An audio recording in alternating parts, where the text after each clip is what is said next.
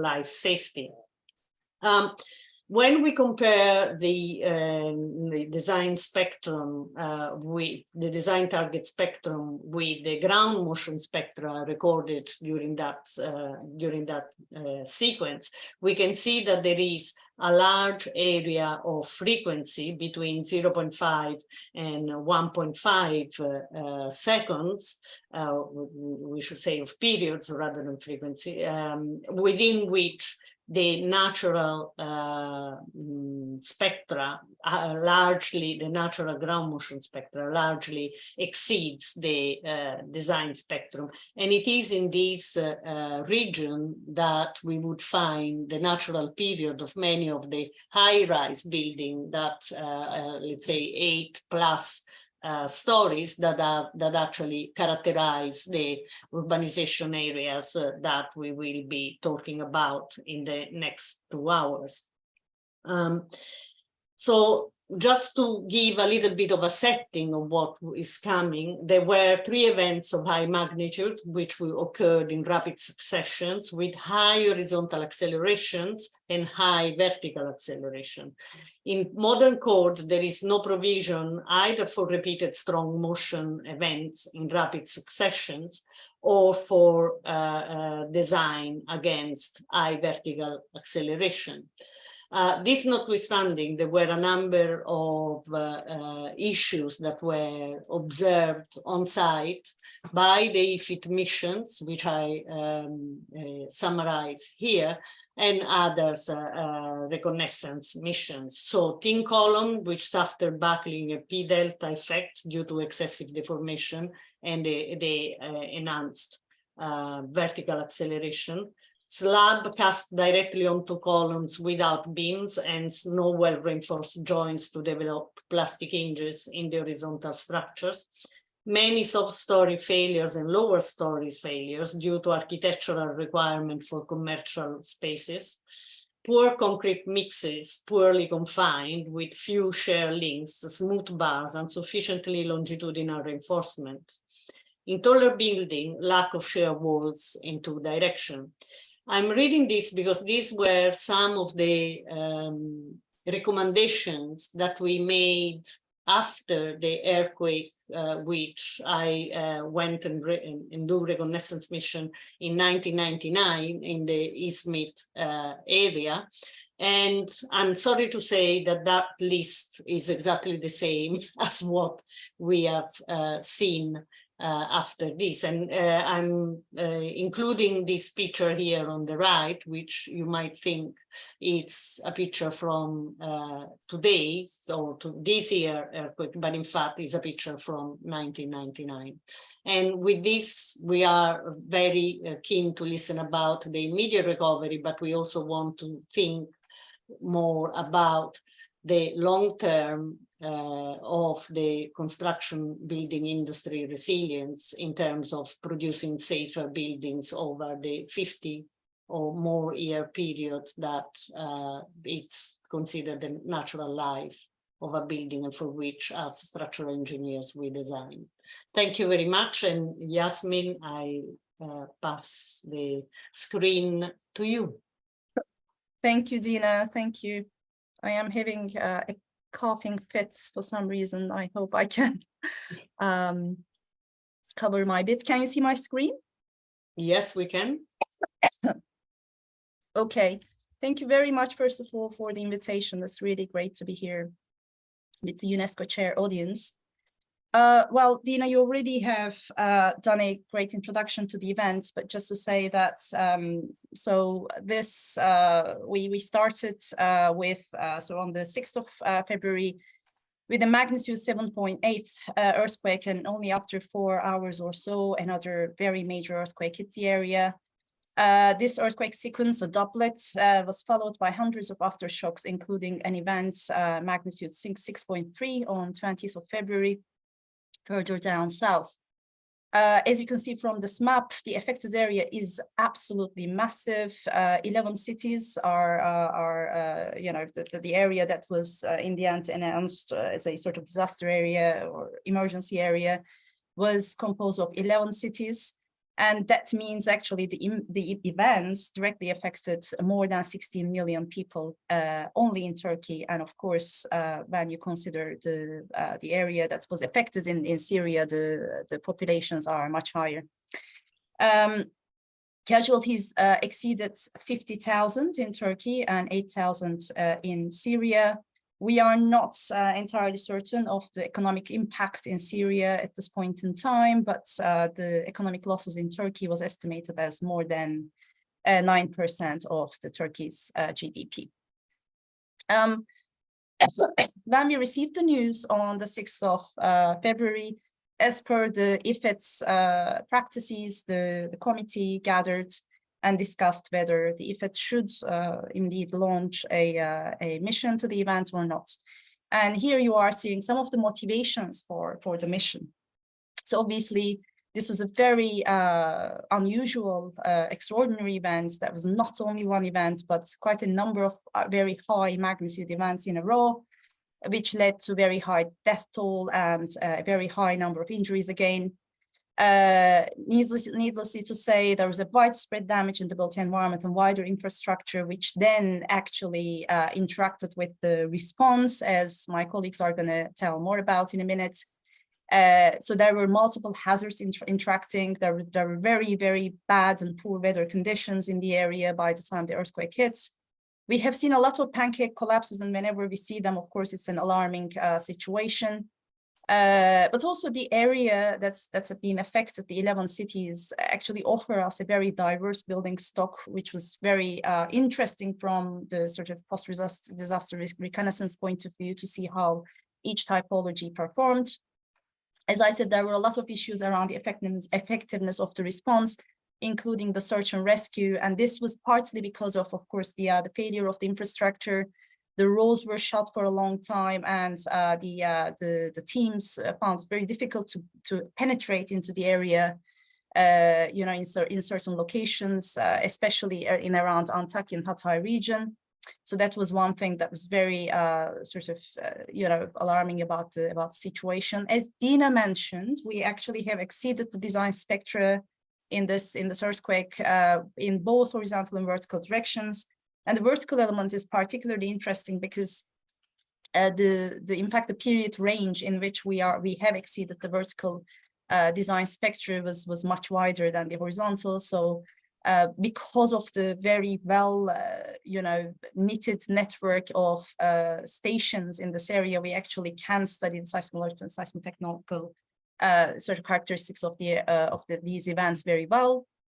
Another reason, of course, was that in 2018, a new earthquake code was introduced in Turkey. So this was an event which would give then us the possibility and opportunity to study the new earthquake code and how it fitted to the realities of the site. The area, the vast area, is very rich in terms of built and non-built cultural settings, as I'm going to talk a little bit more later on. Of course, we wanted to understand the aid process, temporary sheltering and temporary housing. In fact, we have visited the site not only once, but on a number of occasions, I'm going to tell you more in a minute. So we really wanted to monitor the recovery and response, you know, over a period of time. Again, diverse population profile across the affected area was another reason why we wanted to do this mission. And also, by the time that we started to receive the first preliminary reports, there was really little to none information on the rural areas and how the communities were hanging on, but also how the infrastructure and the built environment coped. We didn't know much about that, so this is also something that we wanted to tap on. Excuse me, in our mission. This is a very quick mission timeline. So if it's very quickly decided to launch the mission for reasons that I explained, the team was finalized and the hybrid mission started right after. So when we started, the team immediately started to work on remote data collection and interviews to be able to gain a well-rounded understanding as to what was happening before we can actually go ahead and design our field work. During this period, we have coordinated very closely with the local and international communities. We got in touch with the local universities in the area or outside the area in Turkey. And we really tried to collaborate with them. And then we also have, really tried to understand other international communities' agenda and program, so that we could really, fit in, so that we can complement their work with ours. So the first field work in our case came in around a month after the event. And then we have delivered the mission lecture, which you can access from this link here. And then after this, we have done a second and third field work, and fourth field work can be done in August this year. There are some plans in that direction. We are hoping to launch our reports and other publications, both in English and Turkish, in the coming weeks.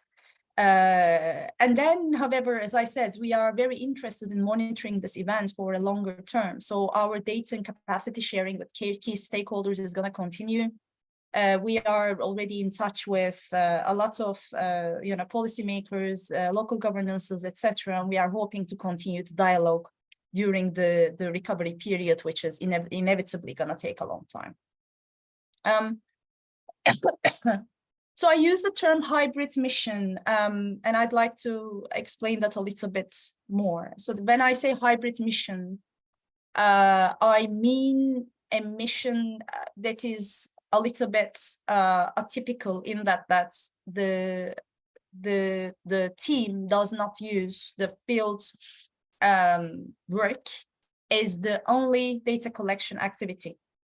And this whole new modality of working after an earthquake or a disaster started with EEFIT at EEFIT during the COVID-19 disaster. So during the earthquakes that happened during the COVID-19 related travel restrictions, we of course were not able to travel to the site, and therefore we had to think about some alternative means to collect the data or understand the events. So the question then was, what if we can't travel to sites? After that, so during that time, we have done the Zagreb earthquake with Professor Emily So at Cambridge. We have done, I led a mission onto the Aegean earthquake, etc. And this was the question, what if we can't travel to site? This question was then evolved into, what if we don't travel to site? What if we do not go to the site every time something happens? Traditionally, a mission is undertaken by smaller teams that go there and collect the data, and that's it. But we since then, within EEFIT and outside, we are discussing if we could actually extend traditional primary data collection strategies to include alternative information sources and methodologies. And this has been done, as I said, in Zagreb, Aegean, Haitian earthquake, but also here. So in this particular earthquake, we have split the team into, and portion of it went to the site to collect data, as opposed to, for example, what we have done in Aegean, where we have recruited the local volunteers to collect the data for us, etc. But we still had a very substantial portion of the team who stayed in where they were and continue to work remotely using remote sensing strategies, tapping onto the sort of written or online media, even CCTV, drone footages, really stripping anything and everything that we can put our hands on, using institutional databases or personal databases, etc. And we find that this whole model really allows us to have better engagement with the local stakeholders, better capacity to be ready for efficient fieldwork, better understanding of the building stocks, institutional structure and hierarchy, culture and language through our local partners. You can have a look at this paper where we are discussing all of these thoughts a little bit. Okay, so this was the EEFIT mission. We have 30 people from academia and industry in the UK, Turkey, New Zealand, Hungary, Bulgaria, Greece, and USA. So it was a very highly international group.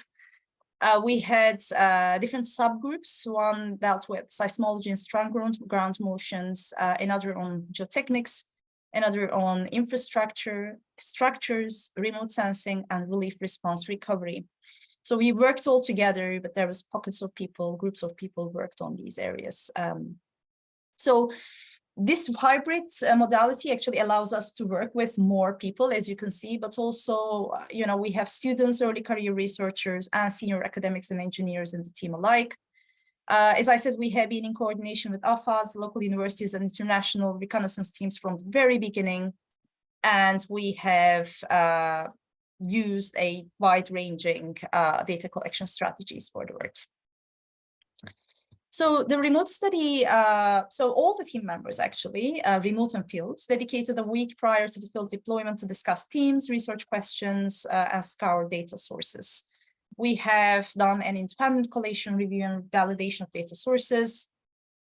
And we have done supplementary information collection by other parties, used preliminary findings of other teams to plan locations for field teams, visits, and remote team then continued to support the field team whilst they were in the field, providing additional information. In fact, this information flow was a double-way information flow. The field team also, advised with and liaised with the remote team for whenever they actually needed further information for their work. So the first field trip was, as I said, was around 1 month after the event, between 8th and 12th of March. A second field trip specifically focused on the monumental architecture in the Hatay-Antakya basin was carried out in April.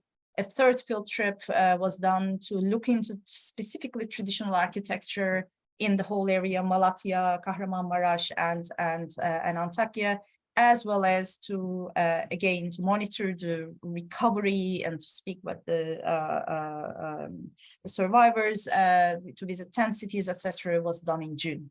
So during this time, we have used different data collection tools, and we have also generated during this time, visual material for remote teams to work on. So all the sort of information that's going to follow now, I think, is going to come from both the field and remote elements of our mission like that. So I'll just stop now to give the floor to Tolga and Cassidy. Thank you.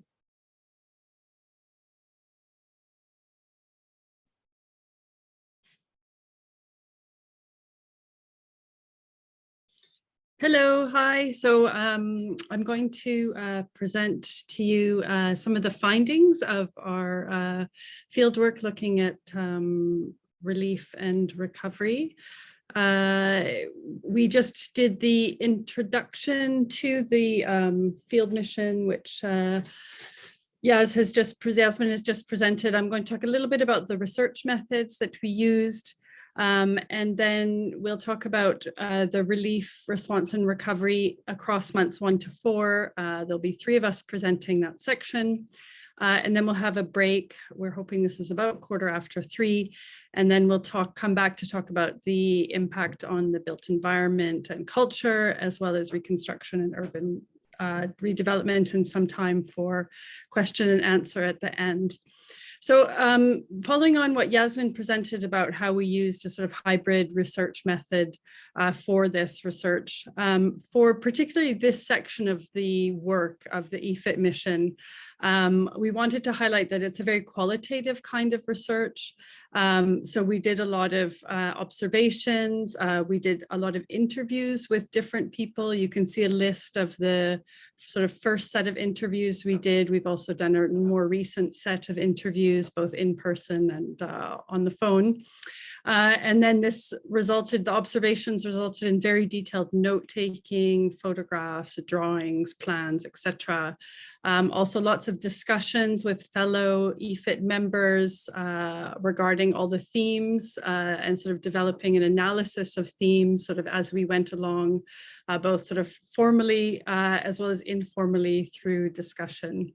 So this is a bit different than some of especially the interviews is a bit different than the way that other groups in the EEFIT mission do their research. So we thought it's important just to highlight it here. So moving on, to give you start the results of what we found. So overall in the disaster area, so across the 11 provinces that were largely the ones that were impacted by the earthquake, there are over 14 million people living there, which represents 16% of the population of Turkey.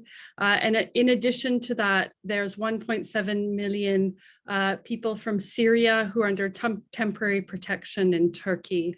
And this is actually about 50% of the Syrian people who are living in Turkey are actually living across these 11 provinces. So it's a very big amount of Syrian people as well as Turkish people who were affected by the earthquakes.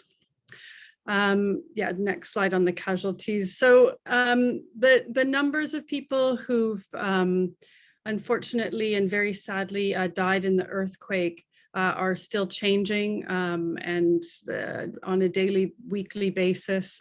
As of March 20th, the confirmed deaths were 50,000 to 96. And there's a whole process of people who are missing and who have died in the earthquake. So what happens is that everyone who was found was buried, and they were their remains were photographed, and information was taken about them and logged, and people were buried. And then if they hadn't been identified, this is slowly happening through this information and missing persons, etc. So these kind of numbers are moving around all the time. As of March 20th, there were 1,297 people who were unidentified. That's a lower number now.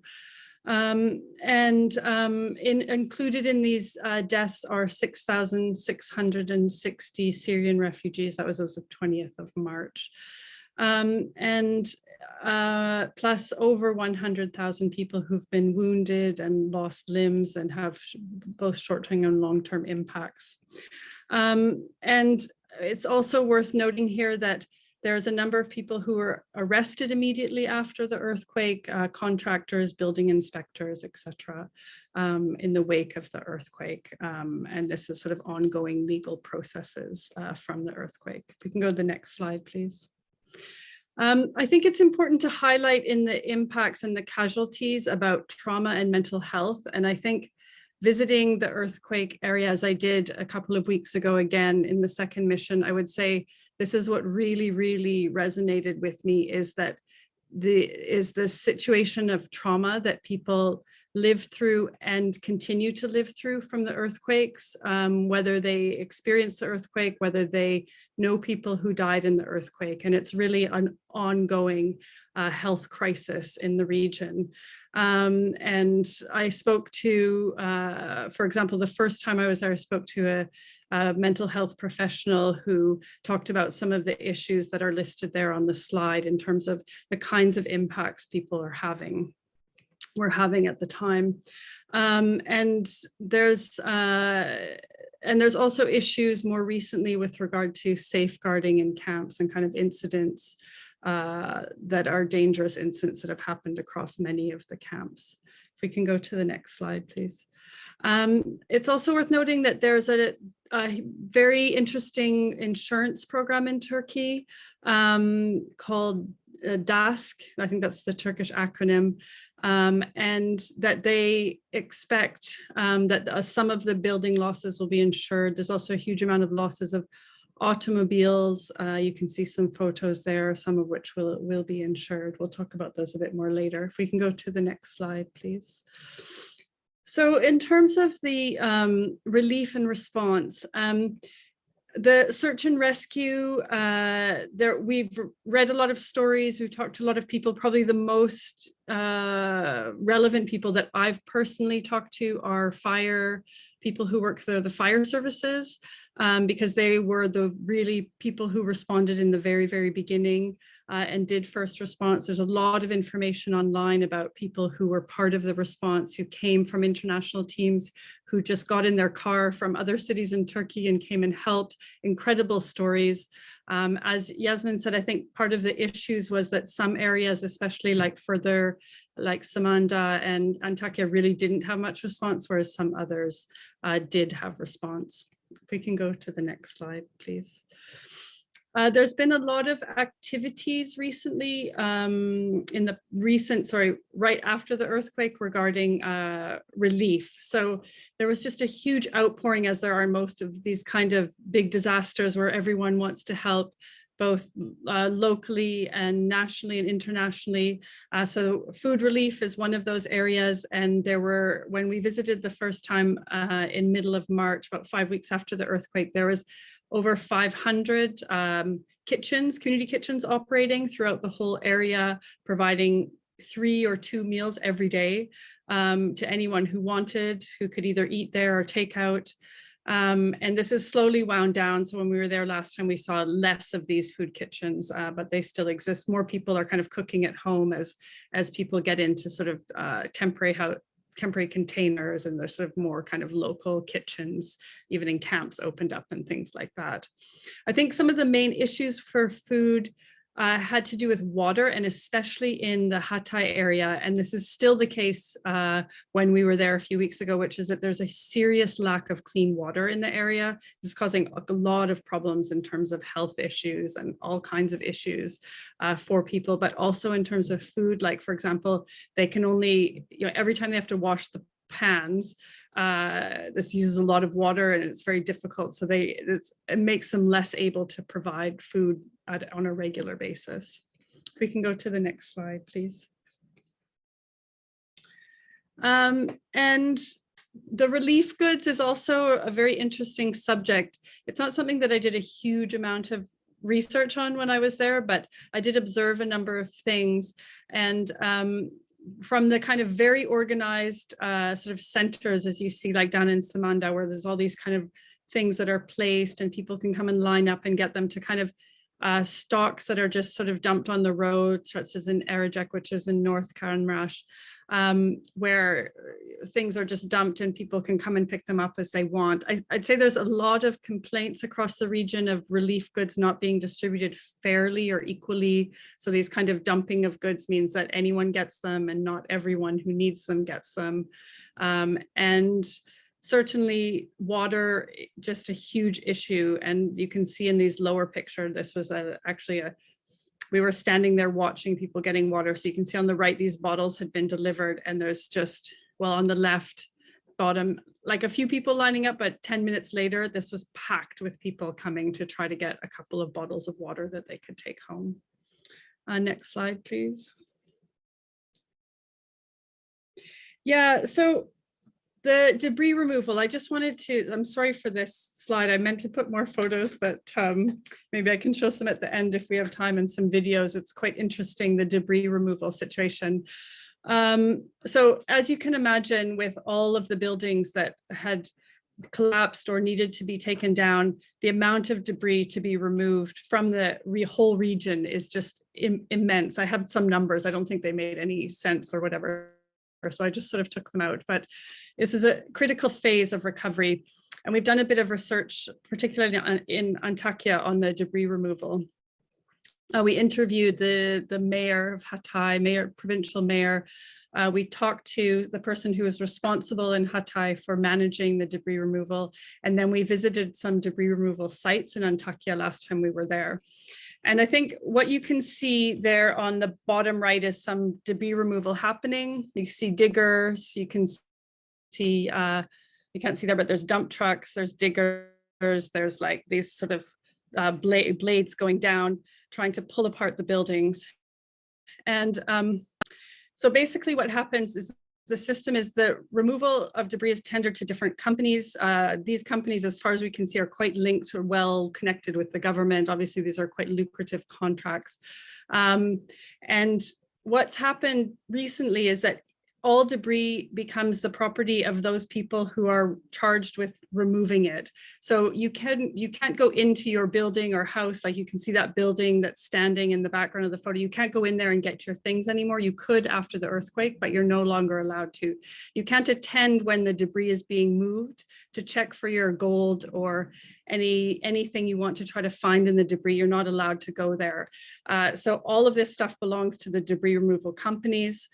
And the companies are not actually getting paid for this. In fact, what's happening is they only get what materials they can recuperate from here. So metal is very valuable. It's all being taken out, all the pieces of rebar and everything. You can see them twisted into and put into the backs of lorries and are taken away and remade. So this is a kind of big thing. There's also other kinds of like white goods and different things are being taken out. So what actually is being transferred to the dump sites, which you can see in the top photo art, is mostly just concrete and things that are attached to the concrete. Now, just after the earthquake, this was everything. So there's some debris dump sites we saw that just are full of everything. And they said there's gold, there's parts of people, there's appliances, there's everything in that debris. And now the debris is being sorted and separated. The dump site, we went to one dump site in Hatay, and it's quite interesting. There's an incredibly busy site. There are over 3,000 lorries or trucks that are dump trucks that are constantly servicing that site between 8 a.m. and midnight every day. The site is actually in a residential area adjacent to the city, so people do live right around it. And there's incredible like plumes of dust in the air, and everything in the vicinity is covered in dust. The issue here is that there's an expectation that there's quite a large amount of asbestos and other harmful materials that are part of what's being dumped. And this is very dangerous for people who are working and living nearby. And we witnessed some of this in what we visited. We talked to people about wearing masks, workers. They said, yeah, we have masks, but we don't use them. Workers are wearing like flip-flops and things like that. So there's not a lot of regard around health and safety, even though people are aware of it, they might not be following it. But I think there are serious long-term health impacts going on in the dump site areas. And I think this is a major thing to keep an eye on. And the kind of the separation of materials and stuff is also quite interesting and changing very rapidly. So I'll pass it over to Tolga now to talk about the socioeconomic impacts. Thank you, Cassidy. As you know, the huge destruction in the area caused a big socioeconomic and sociocultural destruction as well. But before talking on the impacts of economic side, I have to mention how people will cope with the psychosocial impacts of disaster in the region. We have a big experience in 1999 earthquakes, which hit Marmara region. And after that earthquake, psychosocial support units were firstly established in disaster areas. These units consist of assigned staff and volunteers from public institutions and non-governmental organizations. And we saw that firstly, they were effectively in the disaster region in 2011 earthquakes of one, an eastern part of Turkey, one province. And they worked very well, and they were really very helpful for the local peoples in terms of coping post-disaster psychosocial issues and traumatic issues. Here, also, of course, they were again in action, and they were effectively following Kahramanmaraş earthquakes. But after the first weeks and first months of the earthquake, this psychosocial support need is continued because people have started to live in temporary units, and we assume that they will have a long-term life in these temporary units. So the conditions in those units, which I will talk later in this presentation, will be very effective in exaggerating, in increasing their traumatic disorders. So these units are needed in the region as well. Psychosocial support also needed for the people who lost their jobs, and unemployment numbers will be very high in the coming days. We know because the industries and small and medium scale companies affected very badly. Loss of jobs is quite high probably. And also in the temporary living, to access services, different services like education, health, and cultural services is very difficult for people because temporary housing areas are in disaster affected cities are very some of them are very far to do those services. So it is needed also different types of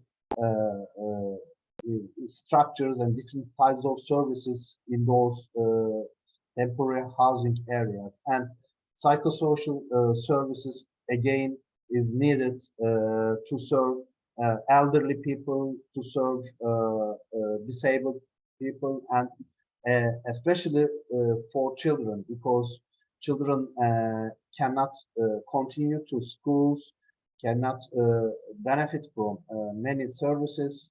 You know, like in COVID-19 disaster, in this earthquake, Turkey continued the education system online. So probably in the coming semester, which will start by October, the schools will not be opened in the disaster area, and most of the education, particularly the university education, will be continue again online. And also many people migrate to other cities, so they try to come back to their home, but of course the permanent housing construction still continues, and we don't know how much time they will complete. They need to complete the construction. So people who live in other cities, in other parts of Turkey, also need this psychosocial services in order to adapt their new lives. Yes, please, the next slide. Yes. Now, what about the economic impacts? I will give some numbers here. You will see the amount of the cost of the disaster. Of course, the high damages to housing stock, which means about half of the economic losses in the region is due to damage to the housing stock.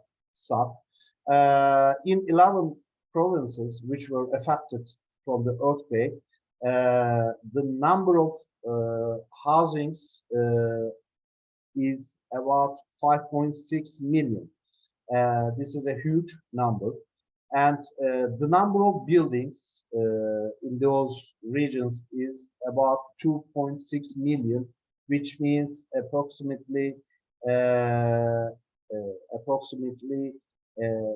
50 or 60% of every provinces. You can assume that in every province, 50, more than 50% of the buildings are damaged. This is very incredible. This is very unbelievable.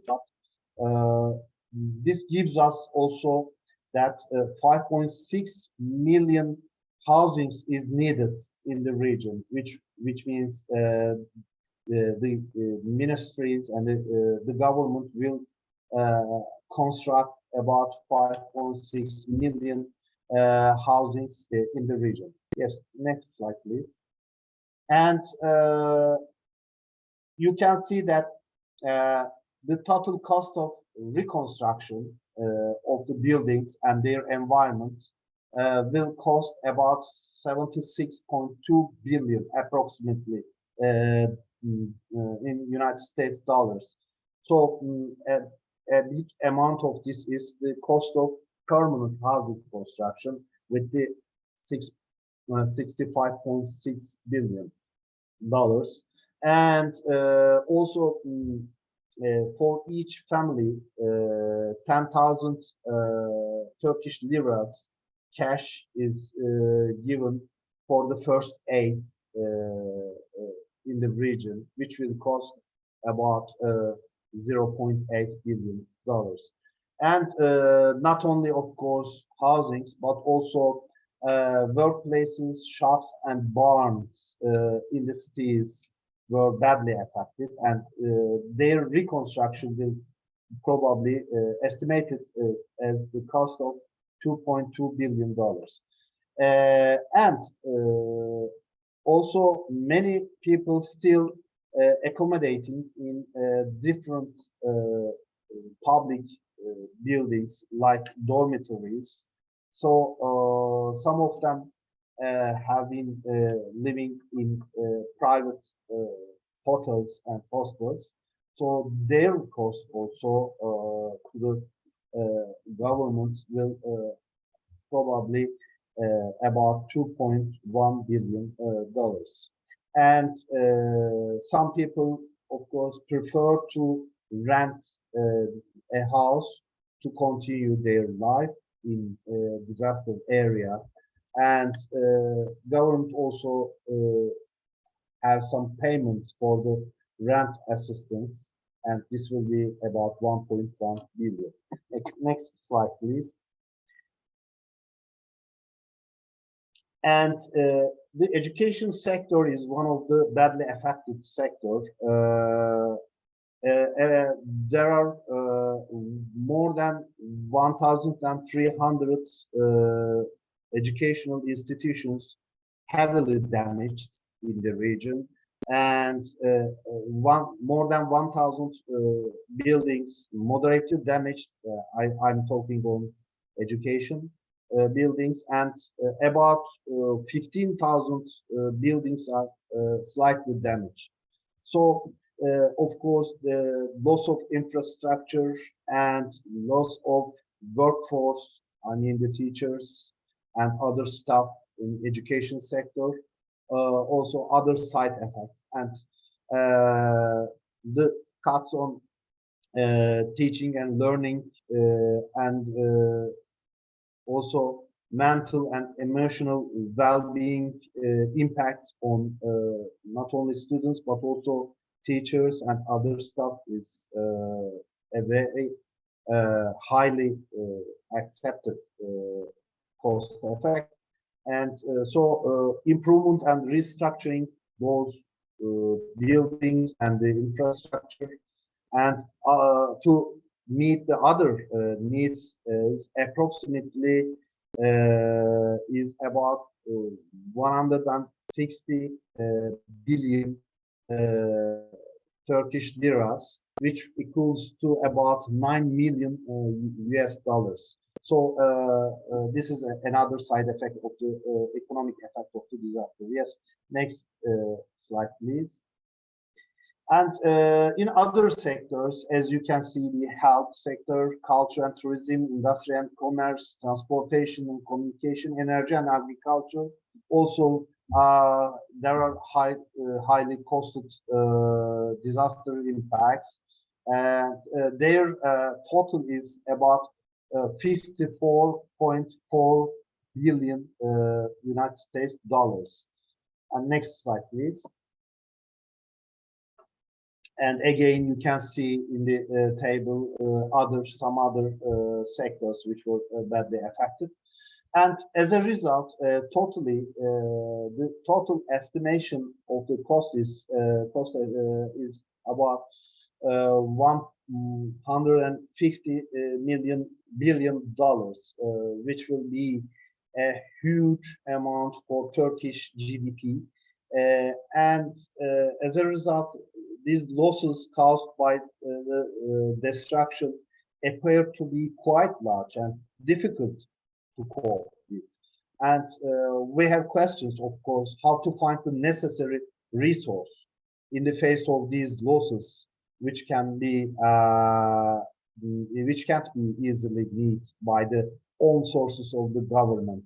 And in the country today, we know that country is in trouble with high inflation and high cost of living. So the introduction of new taxes to cover earthquake damages will create a very challenging situation for the people of the country. And this is also another short and long-term effect of the disaster. New taxes will have already put into effect for public.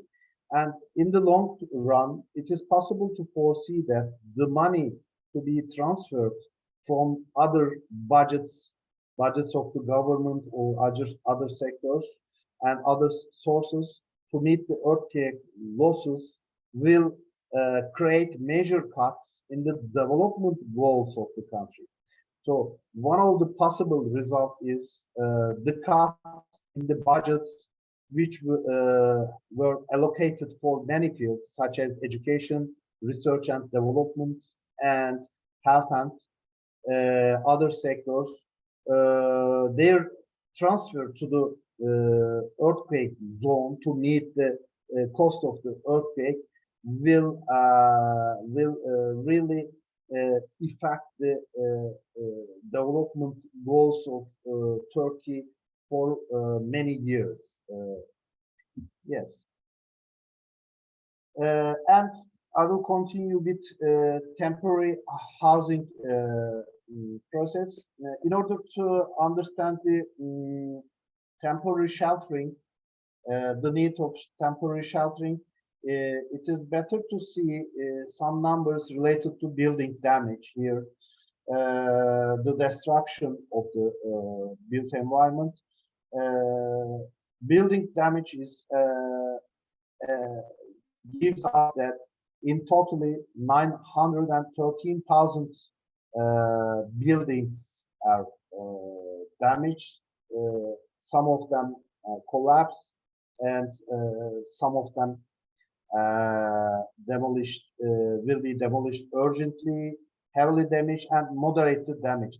And here, the moderated damage is important because the government promised that they will not retrofit or renovate the moderated damaged buildings, and they said that the government promised that they will also demolish those moderated damaged buildings and construct new buildings instead of those moderately damaged ones. So the number of new housing will, of course, increase by this promise. So next slide, please. And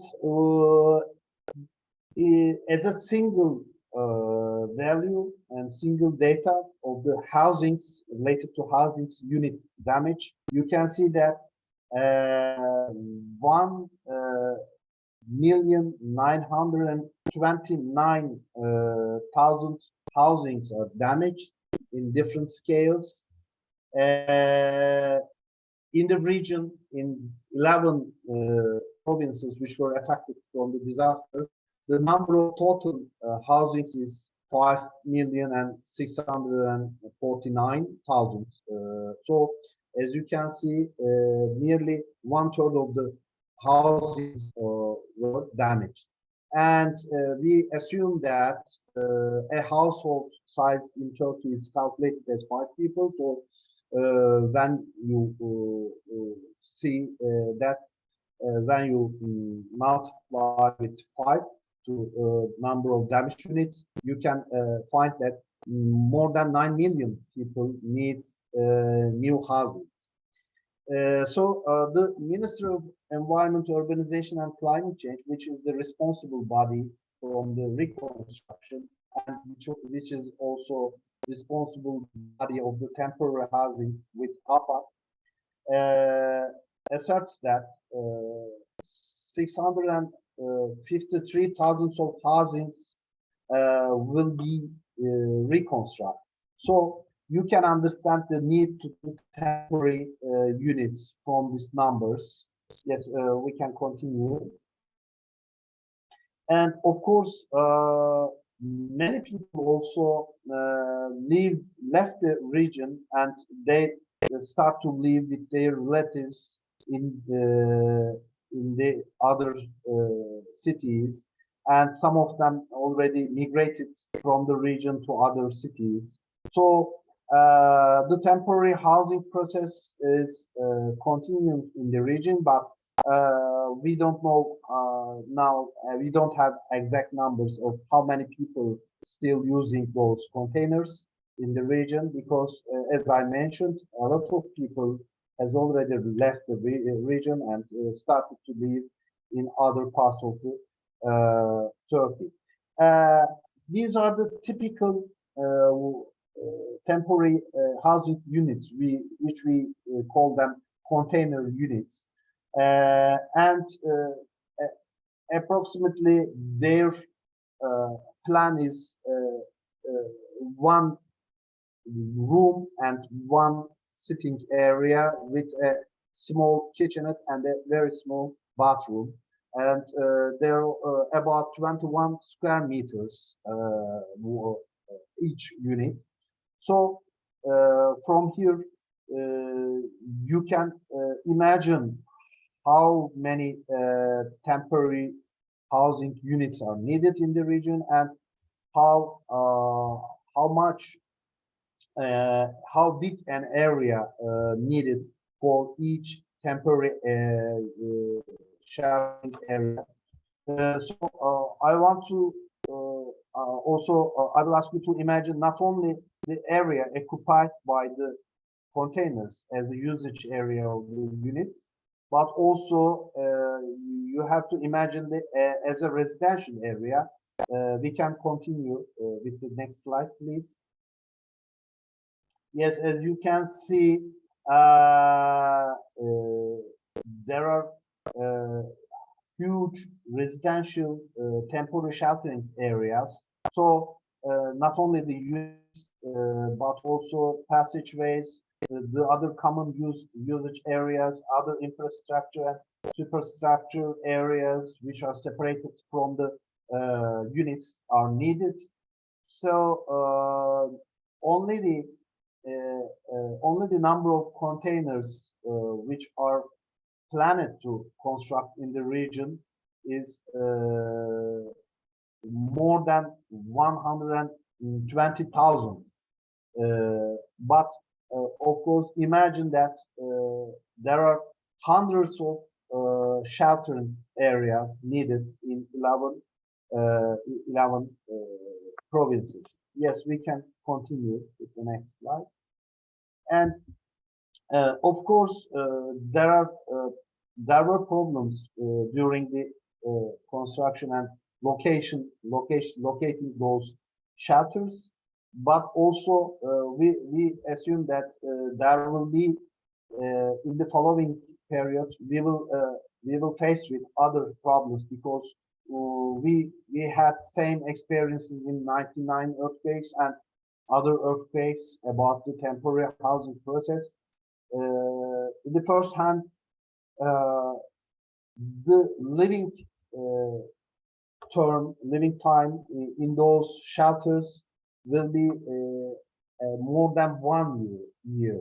So you can imagine that 1 or 2 years, or maybe more than 2 years, people continue to live in those small sheltering areas, and their designs are not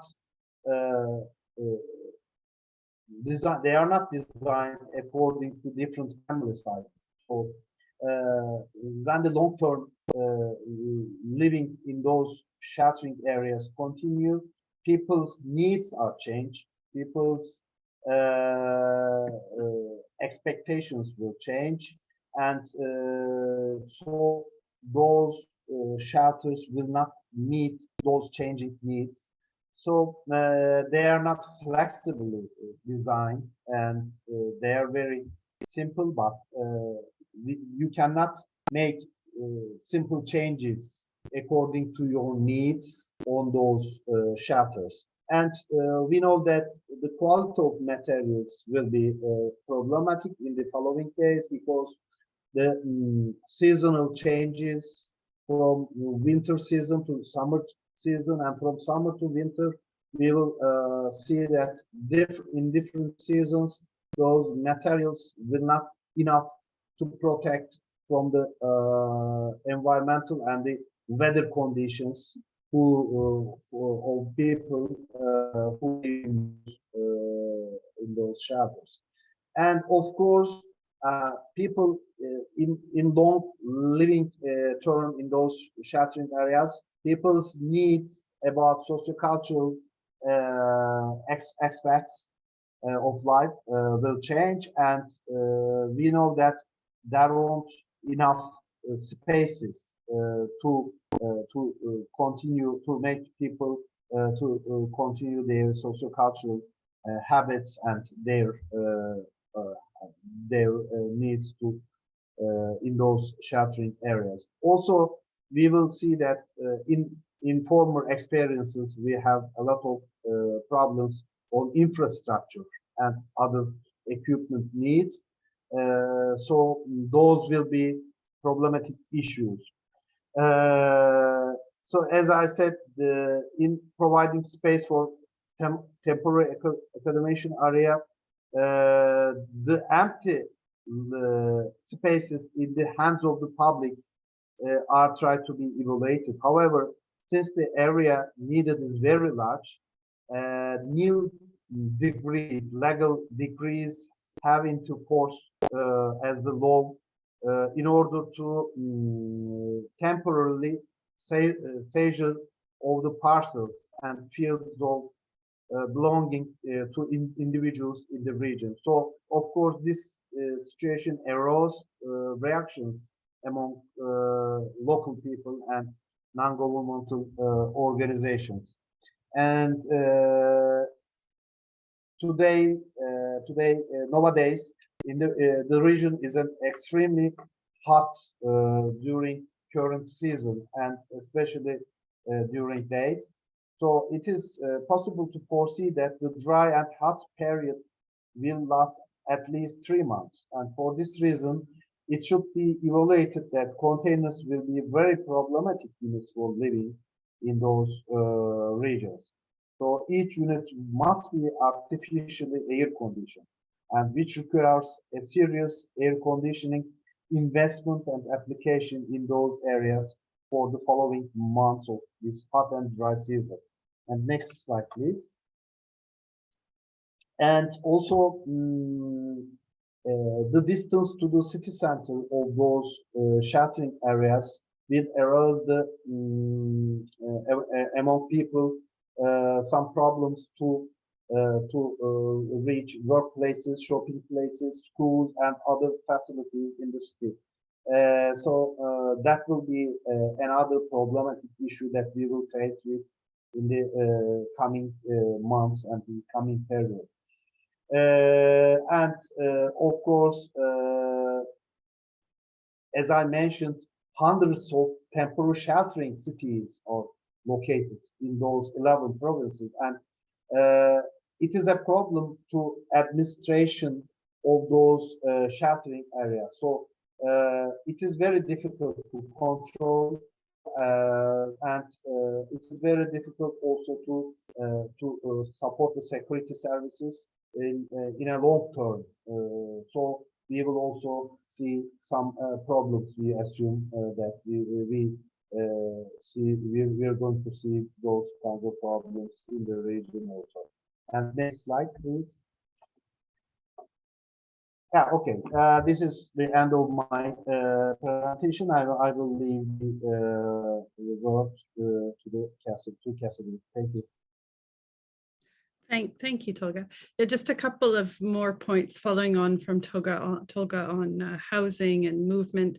So one very interesting thing we found about this earthquake that is actually different from earlier Turkish earthquakes was the huge amount of out-migration from the earthquake area. And it's estimated that after the earthquake, out of the 14 million people, 3.3 million people left the earthquake regions for other provinces, and mostly to the west and towards urban centers in the west, particularly Antalya, Ankara, Mersin, and these cities to the west, although some to the east as well. And for example, in Antakya, it was told to us by the Hatay provincial mayor that over 380,000 people had left Antakya. This was also a policy response at the time. So the government offered free flights, buses, trains, whatever, out of the earthquake area. So people tried to move away, especially because there were so many earthquakes and aftershocks that were happening at the time. It was really, really scary. And so these cities that receive people had sort of networks in place. They obviously had sort of reception centers. They tried to house people in sort of public stadiums and in facilities as much as they possibly could. They also received a lot of people, Syrian people who were in Turkey. Normally, they're not able to move provinces legally. And so the government, Turkish government sort of relaxed this rule. So Syrian people could also move after the earthquake.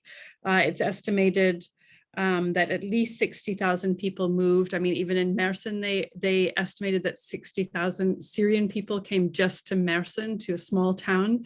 And the government there told us they tried to kind of move people on because there was just such a huge numbers of people that came in. They tried to ask them to move to other towns. So this has been somewhat different in this situation now. Some people have moved back.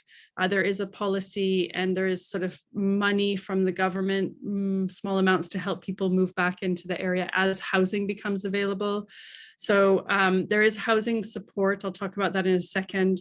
But rental housing is generally extremely expensive. So people haven't really been able to find apartments to rent. So as the containers become available that Tolga was talking about, people are slowly kind of moving back in to the earthquake areas. And I would imagine more will do that over the summer. For a lot of people, it has to do with schooling and what schools are available in different regions, which Hassana will talk about.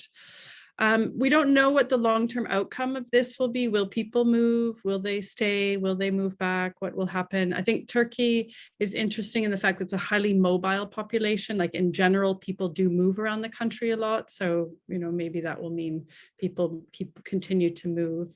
On the next slide, we talk about this is just the financial support that was given to people.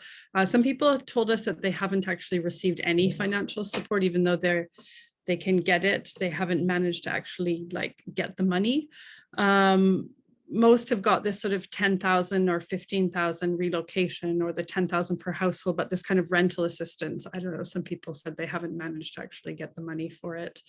And the problem with the rent, as I said, it's very expensive. So not everyone can afford to rent places. So people are so many people we talk to are just I just sleep wherever I can and I'm waiting for a temporary house. So temporary housing is really important for people in their recovery.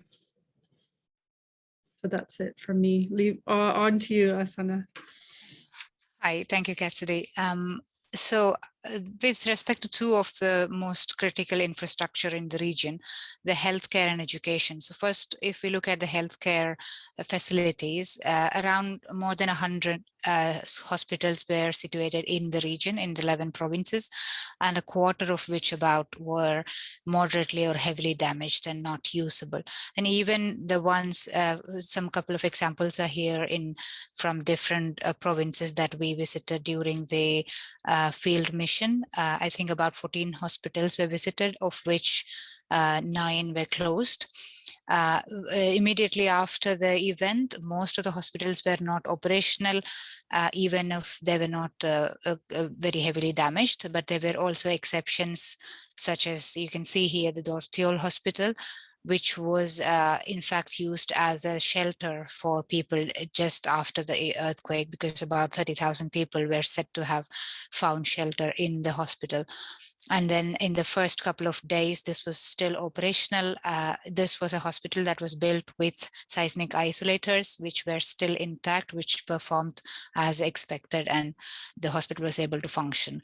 And as compared to their usual number of surgeries, like 1,000 surgeries in a month, the hospital was performing about 6,000 surgeries in the first 5 days. So this is based on interviews with the people who are at the hospital, not evidential records from the governments. And we could feel that, and people were reporting about communication and coordination issues with the deployment of medical professional and the kind of access to healthcare for issues that are not severely affected by the earthquake, such as routine health issues, but again, for severe cases like cancer or long-term treatments, this was not very clear. And again, the healthcare staff and workers were very heavily needed, and they were, although they had teams coming from other neighboring cities, there were issues in their deployment.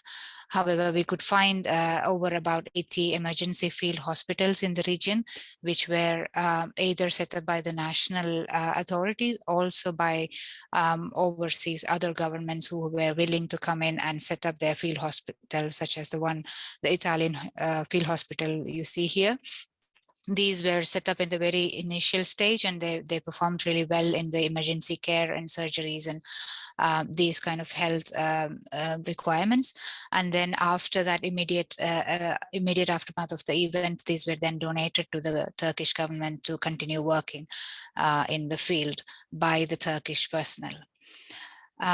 So this is a kind of operational status of hospitals after about 6 weeks from the earthquake, of the hospitals visited and reported by the EERI and the EEFIT teams. So you see there are still about some hospitals which are not operational at all, but while some are operational partially, and several of them have managed to be open by the 6th week. And this particular map shows the city of, or the region of Hatay, which was most heavily damaged and affected. 7 field hospitals were set up, and the field polyclinic and private health services were made available. And you can see how the health services are spanned spatially with respect to the tent and container cities here. Now, when it comes to the education infrastructure, Tolga already mentioned that it was heavily disrupted, and we see that about out of about 20,000 institutions in the region, we see about 500 or 600 of them collapsed or severely damaged. And it affected about 400,000 students in the region. So even though we see that this is a large number of students affected, it's not merely because of the heavy damage to the buildings. Overall, we could see that most of the newly built school buildings sustained very, very well, despite the heavy damage we see in the residential buildings in the same region. So in terms of the structural performance, the newly built school buildings were performing as expected or even better. However, we see a heavy damage and destruction and collapse in some of the old buildings in masonry and stone masonry construction, and also in schools in villages. As it was mentioned before, there were also universities, about 16 universities, which had some school buildings that were damaged. But the universities, the first line of command is to move the education to online mode, and also to transfer students to other provinces. And you can see a distribution of damage that most of the inspected buildings fall within the light damage category. And you can also see that while the schools were not damaged, they were used for other purposes, such as distribution hubs or housing government offices. So this would be again disrupting or delaying the continuation of education in the buildings. So with respect to the recovery, most schools, when we visited in March, were still not operational. However, there were efforts to restart the education for the 8th and 12th standards by the end of March, because they were having the public exams towards the end of the month. There were also arrangements to transfer students, like about more than 160,000 students were transferred to other provinces where they are willing to go, or they have arrangements to stay in other provinces. There were also arrangements for hospital classrooms for people who are housed at the hospitals for a long term. As we also already touched upon the psychosocial support, there is also an estimated 40 billion Turkish currency that is required or estimated for the for funding the reconstruction of the education system. I think I will stop my presentation here. I think we are almost on time for the break, although a couple of minutes late. If you have any questions, I think that's already you are asking questions in the chat. Please continue posting your questions there. Else we will come back after the break, and we will have a live Q&A session after the next presentations. Thank you.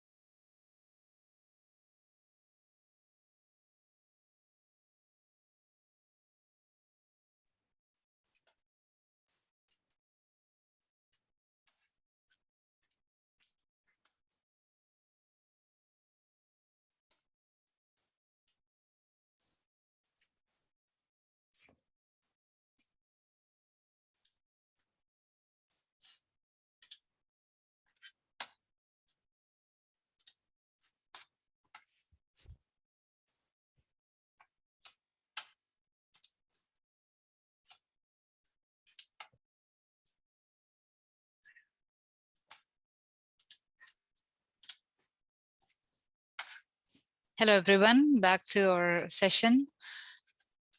Yasemin, are you there? Yeah, we will go into the built environment culture. Yes. Yasemin, please take up. Thank you, Asana. Hello again, everyone. So at this section, we are going to talk about the impact of the event on the built environment, and therefore I'm going to talk a little bit about the overall building response. When we were looking into the building response, even before we actually went to the site, the main sort of help that we had was the Ministry of Environment, Urbanization and Climate Change, who has launched a very thorough, very comprehensive damage assessment activity across the boards right after the event. And you are seeing a breakdown of their damage assessment activity here. As you can see, especially sort of Antakya region, as well as sort of Kahramanmaraş and further north, we have seen quite a lot of damage, and this is the breakdown of the damage categories. Next slide, please. Okay, so in Turkey, the built environment is characterized, especially in the urban suburban context, is primarily of RC structures. And this is the case everywhere in Turkey, but especially in the affected areas.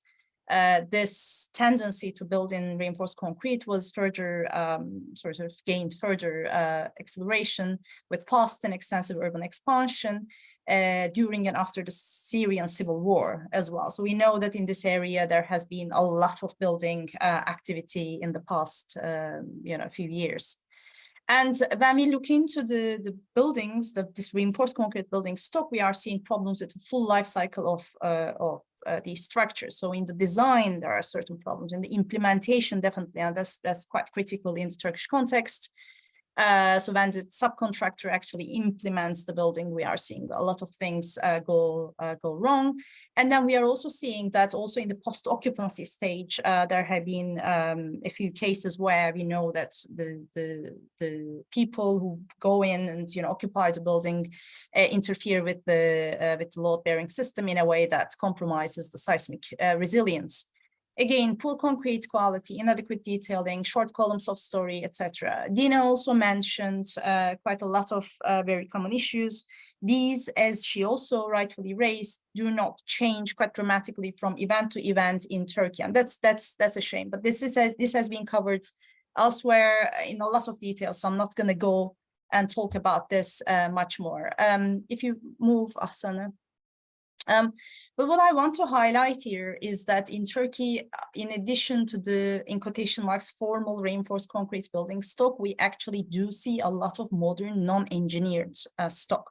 And this is not only a rural phenomenon, it's actually quite an urban phenomenon as well. We are seeing buildings that are very, very hard to categorize with a certain primary structural system. They are very hybrid. They are likely to have grown in time, i.e., an extension here, an additional floor there, etc. They are very complex, as I said, and they are very hard to assess from a seismic resistance point of view. They are very difficult to capture with the standard damage assessment tools, and this is something that we also raised in our mission lecture, and I thought that it would be useful to highlight here, because in contexts like Turkey, it's not always a reinforced concrete building, a masonry building, and so on and so forth. There are very complex building types. Next slide, please. And then, of course, as I was saying earlier, the area is extremely rich in terms of the monumental structures of all ages and typologies. It's a very sort of ethnically, religiously rich area, and therefore we are seeing a lot of wide diversity of monumental structures, and that are being handled at the moment. What I mean by this is that because they are listed buildings and they are actually managed by governmental sort of authorities, they are actually being intervened with. They are documented quite sort of a lot in detail. There is, I must say, very strong academia, policymaker, and enforcer collaboration that's going on at the moment, which is very pleasing to see. to ensure that the monumental structural stock affected by the earthquakes can receive the best care and attention they can. So they are currently being looked at, and we have good reasons to hope that it's gonna sort of reflect and manifest also in the further restoration, rehabilitation, strengthening measures. Hopefully, fingers crossed. Next slide, please. But I wanted to really highlight here the unlisted traditional civil architecture. The area that we are talking about is big, and it has a wide, diversity of resources, local climate regimes, available materials, and technical know-how, which actually manifests in a wide-ranging unlisted traditional civil architecture. There is a wide, really, there is masonry, there are all sorts of masonry, timber composites, etc. But the one that I wanted to discuss a little bit more in detail here is humus. As you can see here, humus has its own place within the seismically resistant composite timber frame masonry traditional structures globally.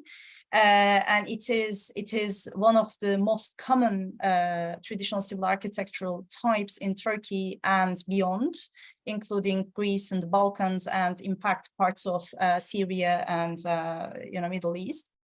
And it does constitute a very large portion of the built heritage, and definitely the majority of traditional residential building stock.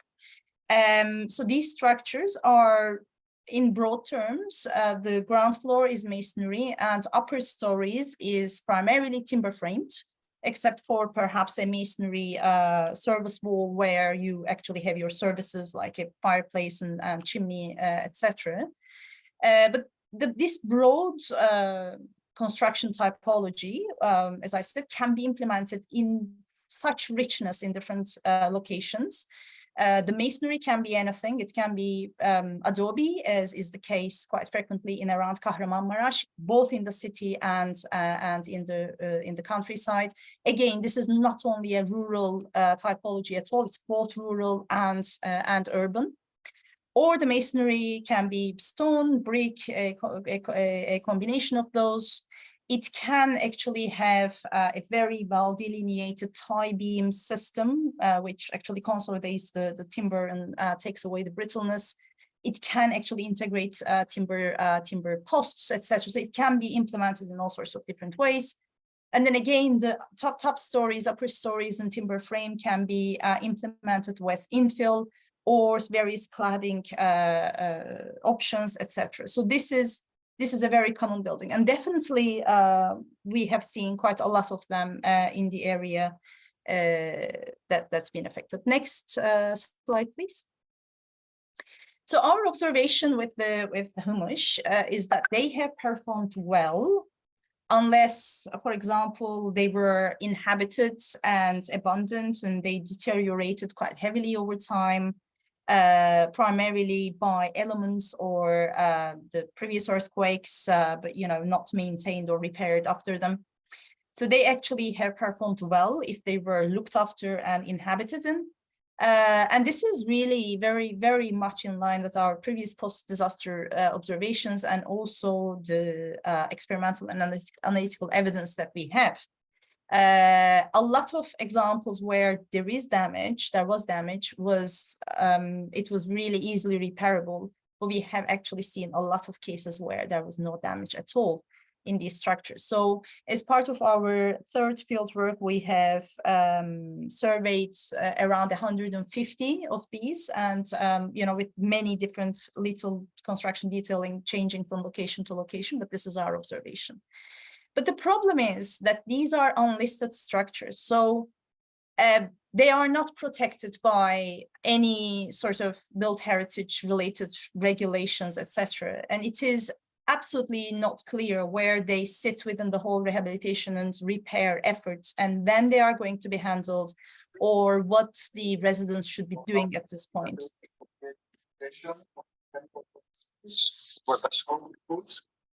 I don't know if somebody's, I think. Sorry, yes. No, if you go back again, Asana, sorry. Yes, what was, so obviously this uncertainty is very alarming, but also what was quite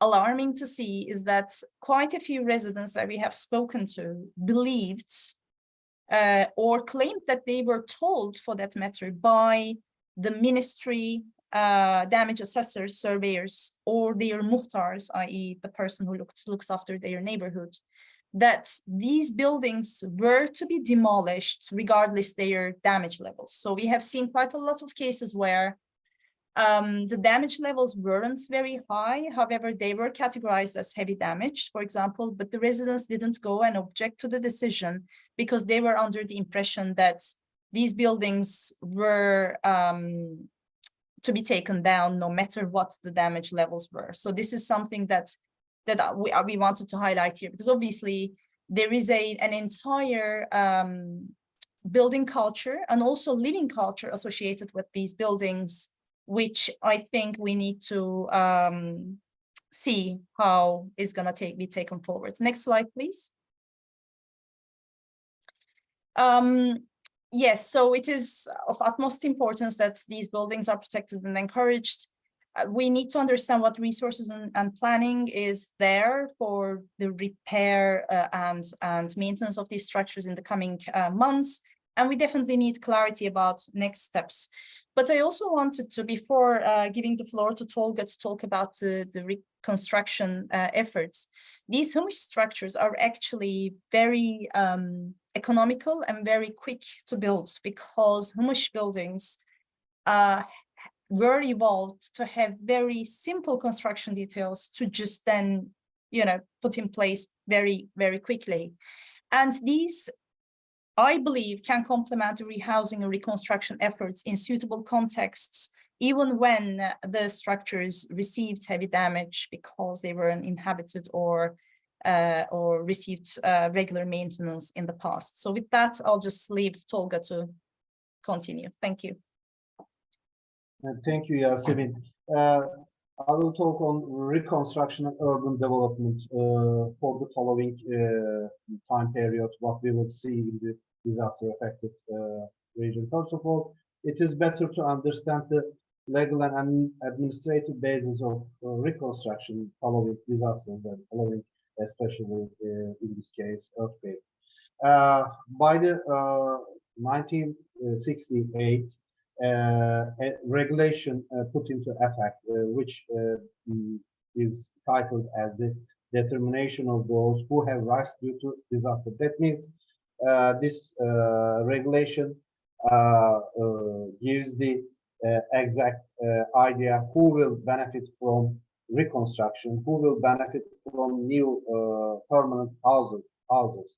And by 1984, a new law put into effect, mass housing law, and according to the first article of the first paragraph, in the regions where natural disaster occurs, if necessary, housing and social facilities, together with their infrastructure in accordance with the provision of to build, encourage, and support the housing development administration undertakes important authorities and responsibilities in the housing construction process. That means by this mass housing law enacted in 1984, post-disaster reconstruction processes and specifically housing construction are left to the executive of TOKİ.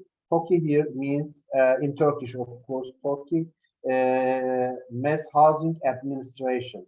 So, next slide, please. For many years after TOKİ established, in Turkish urbanization history, nearly 50 years history, urban transformation and housing production in the country is established under the authority of TOKİ. So TOKİ is really an authority which produces housings not only in urban areas but also in rural areas, and also TOKİ determines the development or direction of living spaces in Turkey. In this fact, this state mechanism, of course, private companies are very strong in Turkey to construct buildings, but Turkey has become a leading company as a state mechanism to produce mass housing in Turkey. And so that's why also Turkey is the leader of the post-disaster housing in recent years. And in this Kahramanmaraş earthquakes, we will see that all the new housing constructions will be developed under the leading of the Turkey. So, in fact, this is a very big mechanism, state mechanism in Turkey. The establishment basis is to combat slums in Turkey and produce healthy urban structures. But it is now heavily criticized for creating bad urbanization and uniformization. I mean, they produce alike buildings, alike living environments all around Turkey, in Turkish cities and in rural areas. So from those criticisms, Turkey will continue to develop new urban areas, new cities in disaster-affected areas. Next slide, please. When the scene faced by Turkey regarding the reconstruction of cities after the Kahramanmaraş earthquakes, it is not a heartwarming at all. The scene is not looking heartwarming because there's a big dilemma here. As I mentioned in the economical impacts, there is a huge need of housing construction.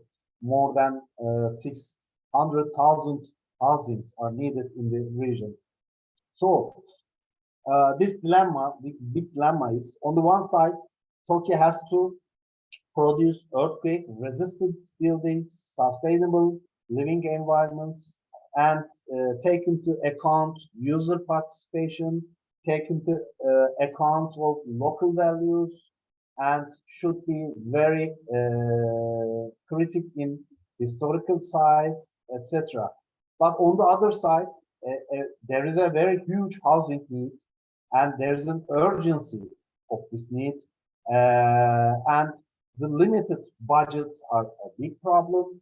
And on the also political side, the political expectations and pressures are on Turkey because politicians have already promised that they will complete all housings in 1 year period. That means they have to give this job to Turkey in order to complete in 1 year of hundreds of thousands of buildings. So what about Turkey has done to start and construct new houses? Yes, next slide, please. Well, a typical of post-disaster reconstruction approach in Turkey is composed of basically depends on 3 steps, and this is also these steps are necessary for the Kahramanmaraş earthquake. The first step is site selection. Turkey and Ministry of Environment and Urbanization and Climate Change are responsible bodies in site selection. Here, the main principles are they have to find solid ground because earthquake is the big threat for the region. Then they have to construct the houses on a solid ground, and they need public lands because a huge amount of construction and huge amounts of buildings will be constructed. So they cannot use or they cannot find easily private areas, private land, so they have to use public land. So these are two main criteria in site selection. And in the second step, the design procedure is they generally prefer revision and reproduction of existing projects. They have got many projects in their hands. Turkey has been constructing many mass housing projects. So they are going to use existing projects because they haven't got enough time to design new projects, to design new buildings, and as Yasemin said, they don't have any choice to evaluate other types of construction, other types of buildings in this earthquake disaster area. And the third step is the tendering and construction. They have to, of course, Turkey is the leading mechanism in construction of post-disaster housing. They are not a construction firm, so they generally tender the construction issue to private companies, private construction companies. So they will tender the contractor companies, and they will be the supervisor body in this process. So we can continue. Next slide. So you can see in the region that Turkey has already started constructing new housings, but according to this site selection procedures and the design procedures, which based on the solid ground and public land, which plays the leading role in rebuilding of the destroyed cities, there will be some questions, there will be some problematic issues. First of all, it has been observed in the site visits that those site selections are made for new housing constructions, mostly in hilly areas, in slopey areas, and areas with fertile agricultural soil. Next slide, please. As you can see, Turkey offer this building types and models for the disaster areas. So probably we will see very alike buildings in 11 provinces in the disaster region, not only in urban areas, but also in rural residences. Same types of projects will be constructed. And next slide, please. And these are also the ones that Turkey offer for the region. But of course, we don't know if they have the chance to complete buildings according to their 3D modelings, or in the urgency of the event and the political, depending on the political promises, maybe we will see that mostly alike buildings will be constructed in and around the disaster area. Next slide, please. And also we have the problems with the change of silhouettes of the cities. So there are some questions that we have to ask after the following period in reconstruction and reurbanization in this area, in terms of urban development. What will happen to the reconstruction activities in the existing areas of demolition? Hundreds of thousands of square meters are now empty because buildings collapse and and all sites are cleaned, and the city centers and old city centers and huge areas in city centers are very empty areas. So what will happen in those areas? Who will benefit from those areas? How will those areas use in terms of regenerating the urban and the environment? And how to revive not only the new texture, new housing area, but also the destroyed historical texture, as Yasemin presents.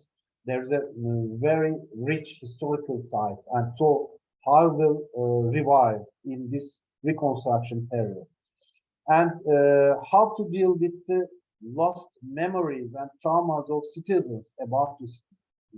As I said, the syllabus completely changed. So what kind of future is promised here? And many people migrated to other cities. So they have the government will call back them to their houses, new houses. So what will be the future promise to make them to come back to their new houses and their cities? And next slide, please. Sorry. So the last things, how to repair the important resources of cities, such as production, industry, tourism, education. Not only the problem is not only to construct housings, but it is also important to revitalize the cities, to make them again livable areas, livable environments.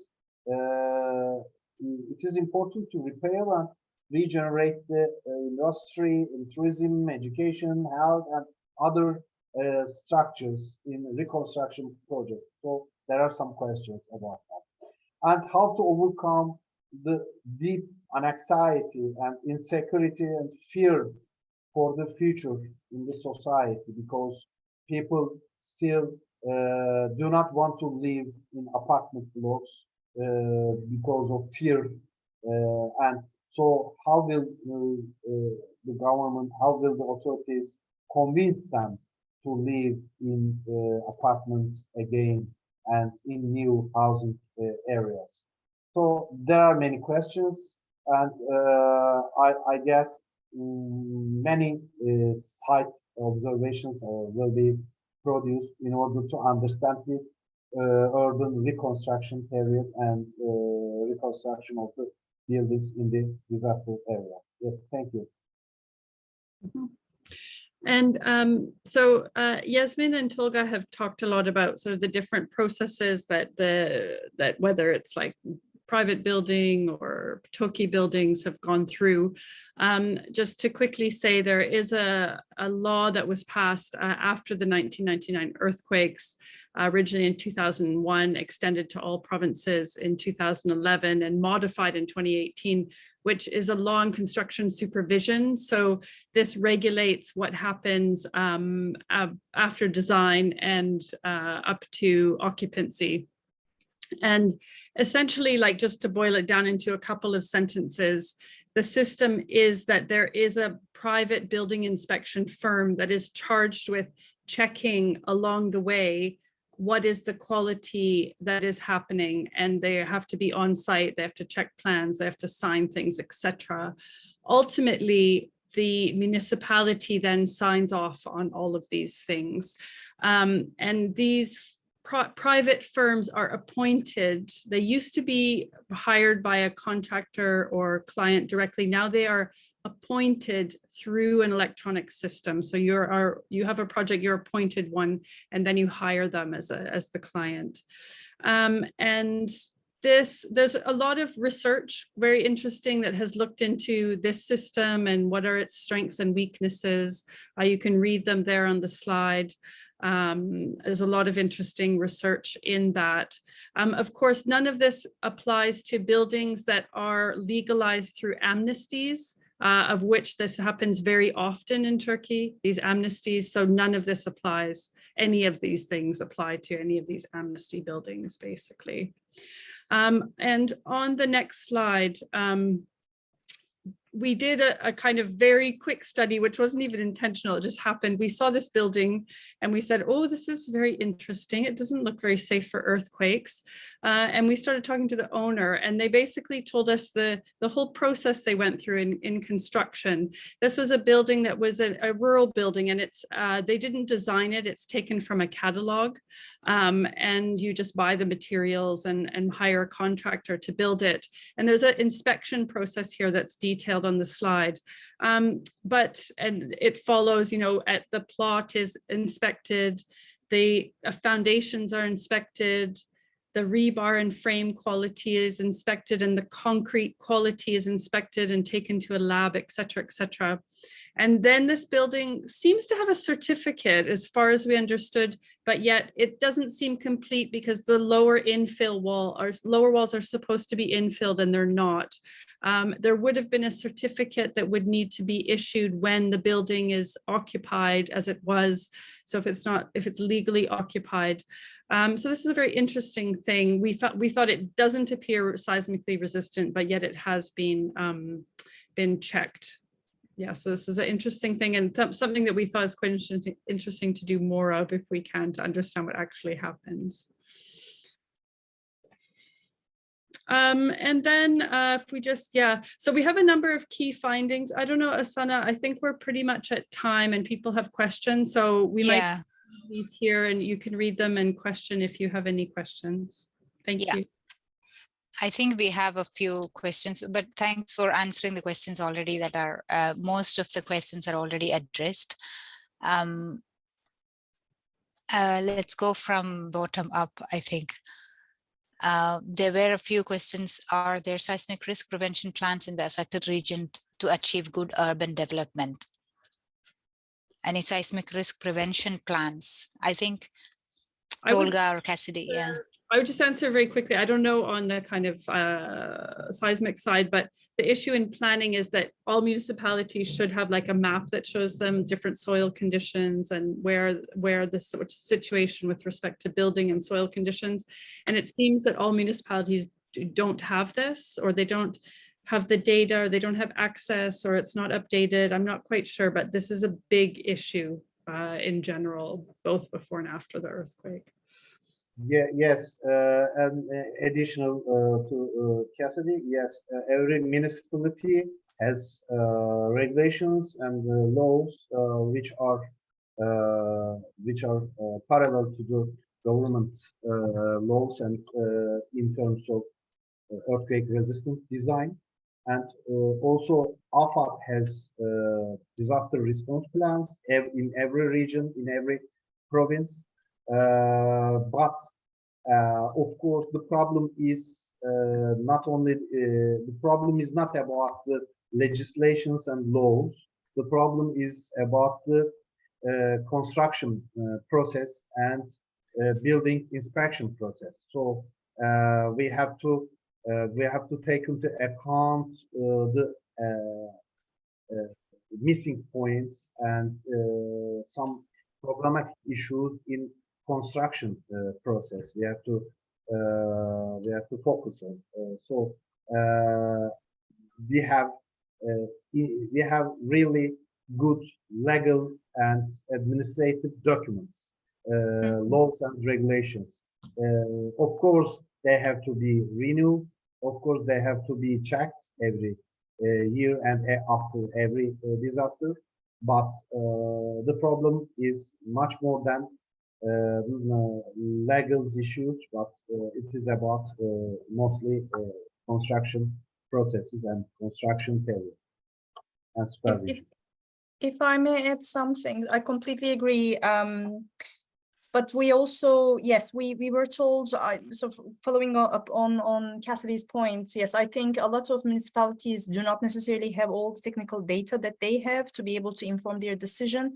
But also, for example, we know that in a few places that we have spoken to, we were told that the municipalities, for example, do have the technical know-how and they are trying to act on it, but sometimes the central government interferes with the plans and comes with a decision that completely bypasses the local governments to implement a certain building project in a way that they know shouldn't be done, but they are helpless to stop it.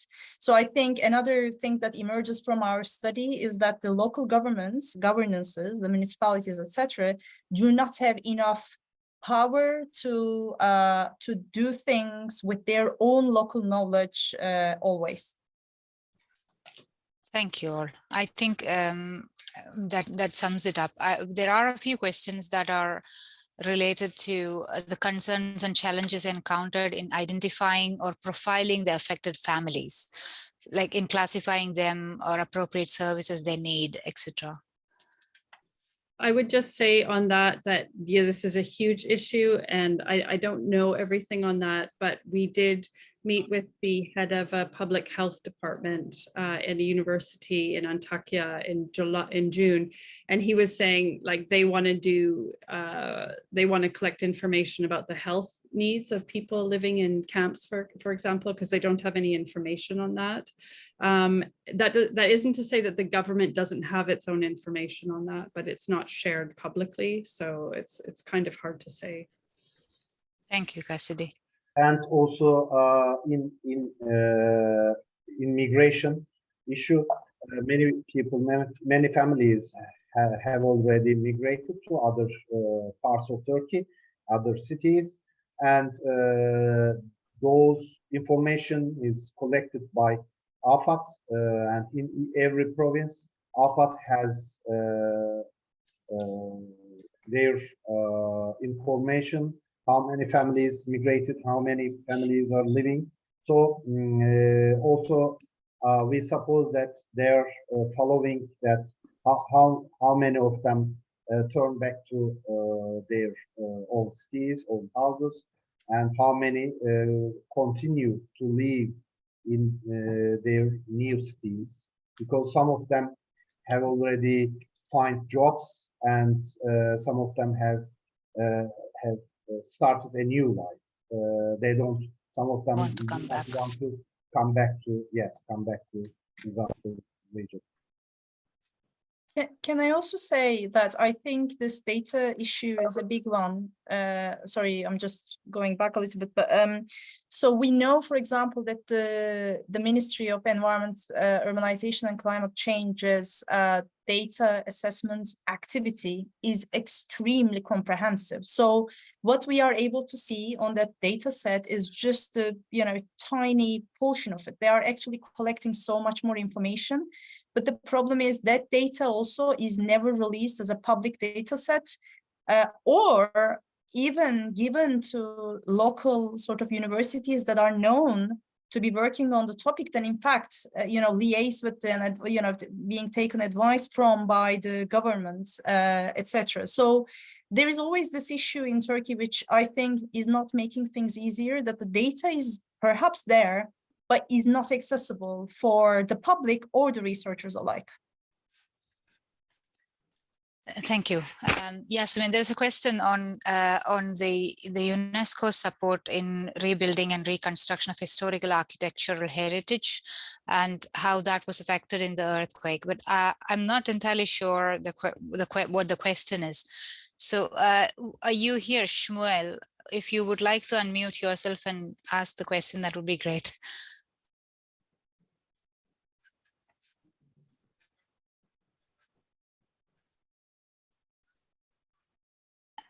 No, that's fine. I think the question is like, what approach of an UNESCO of reconstruction of historical building was destroyed in result of last earthquake in Turkey?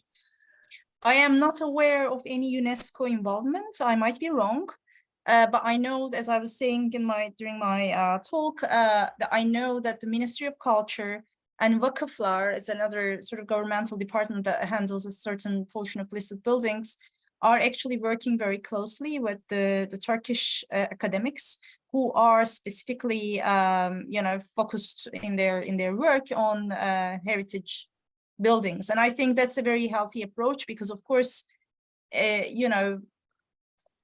the building stock in every country, in every context, has certain characteristics that are very obvious to a group of local people who are actually working with that stock for a long time.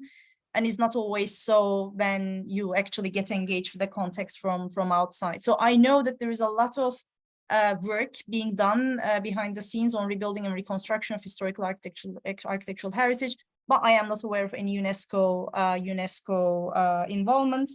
Also, as I said, all these efforts are concentrated on the listed buildings, whether it's monumental or a very small portion of the civil architecture, but the unlisted structure situation, unfortunately, is unclear.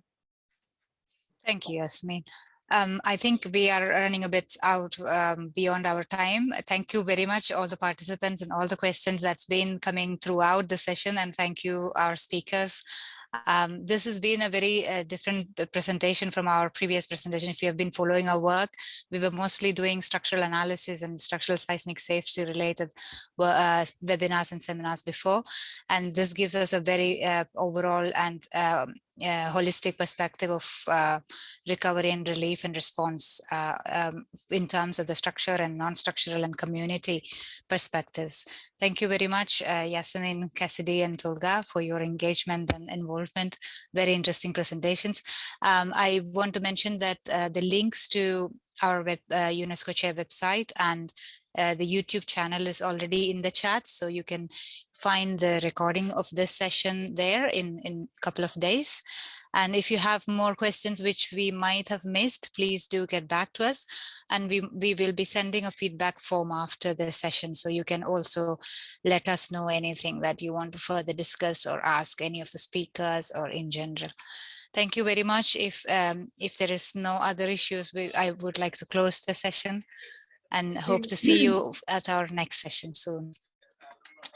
Thank you all. Bye. Thank you. Bye. Bye. Thank you.